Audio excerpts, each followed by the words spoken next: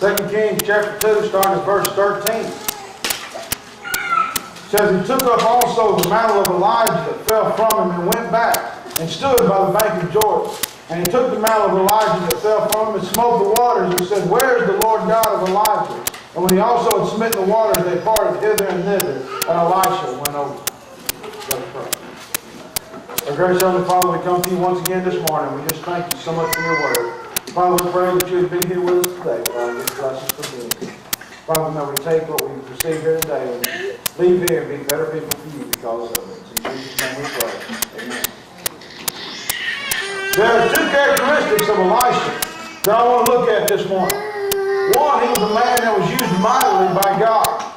And the second is he had something that he needed that was within his reach, but he had to reach down and he had to pick it up.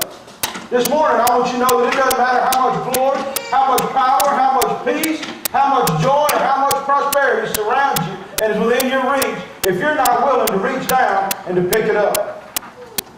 Elisha had just seen his mentor Elijah taken up in a whirlwind of fire in heaven. Now he had been able to follow Elijah up until this point. But all of a sudden Elijah's not there anymore. The great prophet Elijah has left Elisha. And Elisha had a decision to make. He could have walked away at that point and said, I don't care what it is God has for me to do. I'm not concerned what God wants. I followed Elijah, but Elijah's not here anymore, so I'm going about my merry way. Or he could have picked up the mantle of God, the mantle of Elijah, and followed God and done what God wanted him to do. And that's exactly what he did. He was willing to pick up the mantle of Elijah and be a mighty man of God. Listen, I want you to know something this morning. I didn't come here to this pulpit to whine and whimper and complain about how bad the economy is, or what the government is doing, or the past judgment, or our present administration. There's a lot of bad stuff happening in our world today, and I know that. But this morning, I'm going to choose to not focus on that, and I'm not going to focus on the bad. And some of you say, well, preacher, you can't stick your head in the sand like an ostrich. And you're exactly right. I'm not burying my head in the sand. This morning, I'm going to bury my head in the Word of God. And I'm going to lift up my eyes to heaven where my help comes from. Because this morning, I came here to tell you that the devil is not in charge. The devil is not in control. I don't care what it looks like, what it feels like, or what it sounds like. God is still in control. I came here this morning because I want to tell you that we need to get rid of that spirit of fear and that spirit of dread. And I want us to break the spirit of helplessness and despair that we're under, because we're not going under.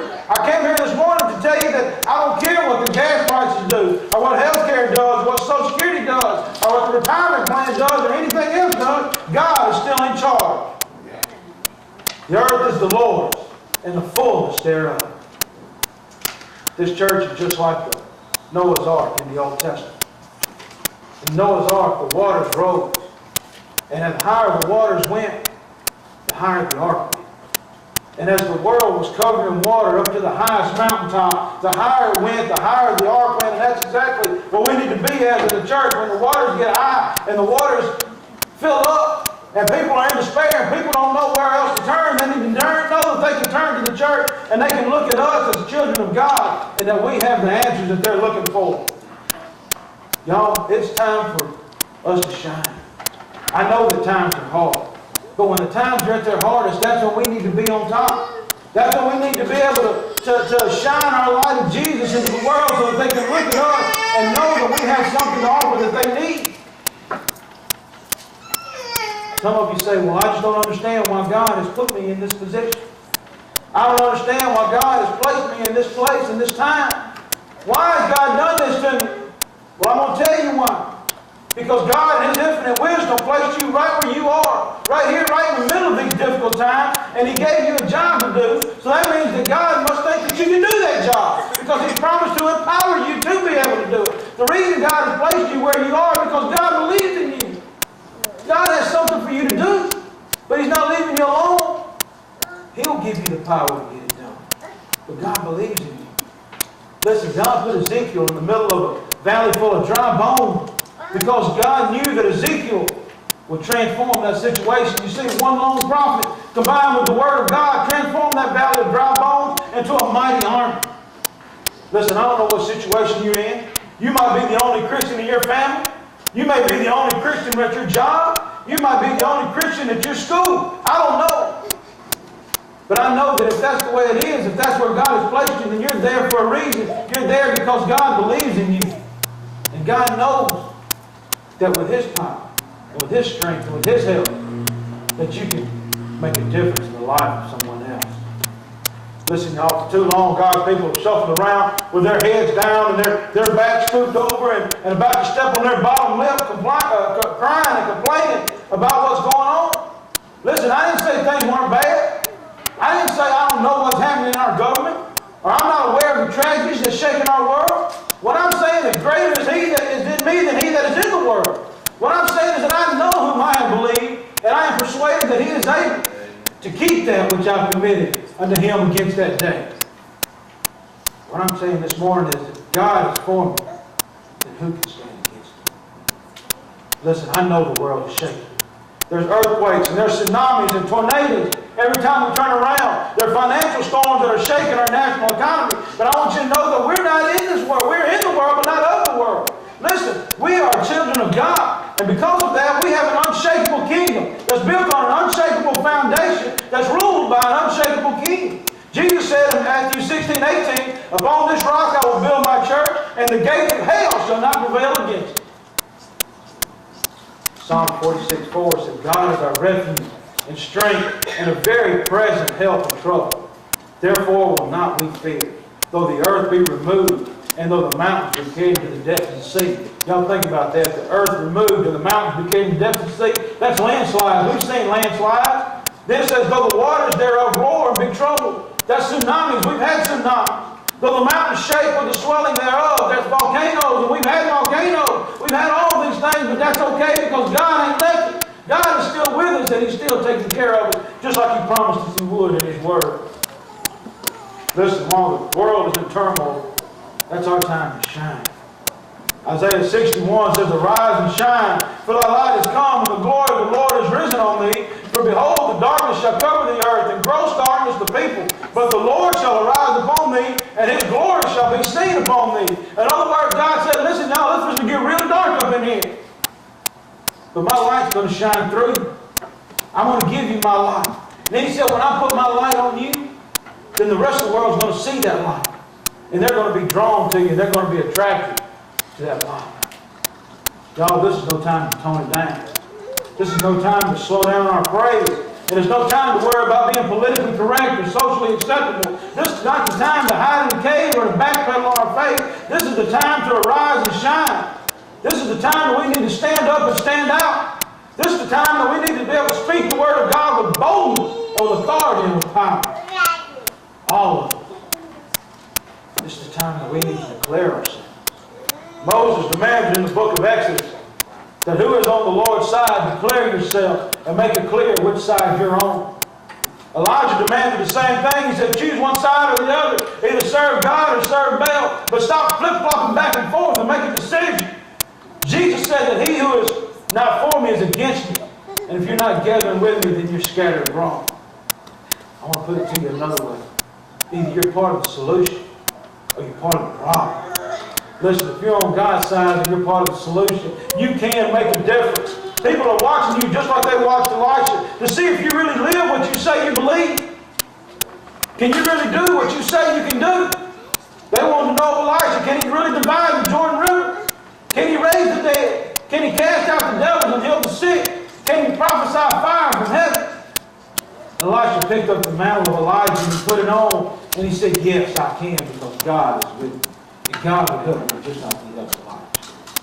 The spotlight is on you. The mantle is falling at your feet. This morning I want to know if you're man enough or if you're woman enough to pick it up and to follow God. Are you filled enough with the Holy Spirit?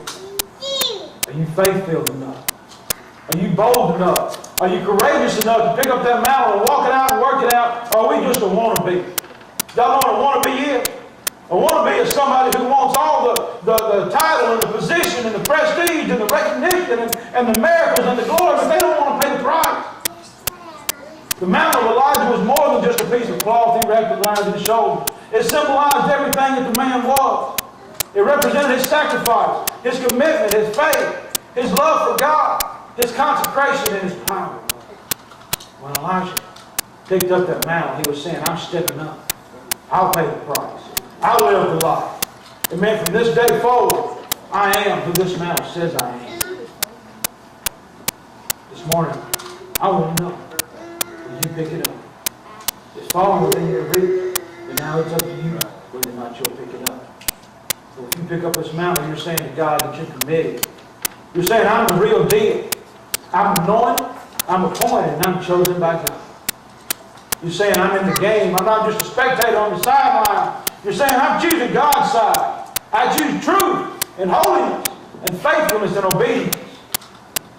Y'all, Mordecai told Esther, he said, who knoweth but that you are coming to the kingdom for such a time as this? And that inspired Esther. But then he went on to say the words that cut her. And he said, if thou altogether hold thy peace, at this time then there shall enlargement and deliverance arise from the Jews from another place. But thou and thy father shall be destroyed. In other words, he said, Esther, if you don't pick up this mountain, somebody else will. But it's going to destroy you and your generation. Y'all are going to suffer for it. Y'all, the mountain's falling within reach. And if you don't pick it up, if you're not willing to pay the price, somebody else will. But somebody is going to be deprived of your ministry. They're going to be deprived of the power that God has reserved for you. Somebody could die and go to hell because you didn't do what God called you to do. Y'all, we can pick up the mantle of Elijah and declare to the world that we're a soldier in the army of God. Not just a Sunday morning Christian. We don't just get up on Sunday morning, get dressed and go to church, and then go out and live like hell the rest of the week. In just a few minutes, we're going to sing an invitation. This morning, during that time, I want you to think about it for a little bit. I want you to think about if you have picked up the mountain of Elijah. Are you living the victorious life that God intended for you to live? Or are you leading the life on the sideline? Watching the battle, but never really getting involved in the war. Maybe it's worse than that. Maybe there's never come a time in your life when you accepted the Lord Jesus Christ as your personal Lord and Savior. Whatever it is that the Holy Spirit's leading you to do this morning, this is your time. You don't have to live here today, but I know that you're in the will of God. Let's pray. Our gracious Heavenly Father, we thank you so much for love. Father, we thank you for your word that you've given to us. And Father, we just pray that you would be with us today. Father, I pray that if there's anyone here today that has to pick up the mountain, that they'll pick it up and do what it is you would have them to do, Father. That, Father, they would answer the call that you placed in their hearts. Father, above all else, if there's anyone here who's never come to know Jesus Christ as their personal Lord and Savior, Father, don't let them leave here today without coming to Jesus. It's in Jesus' name we pray.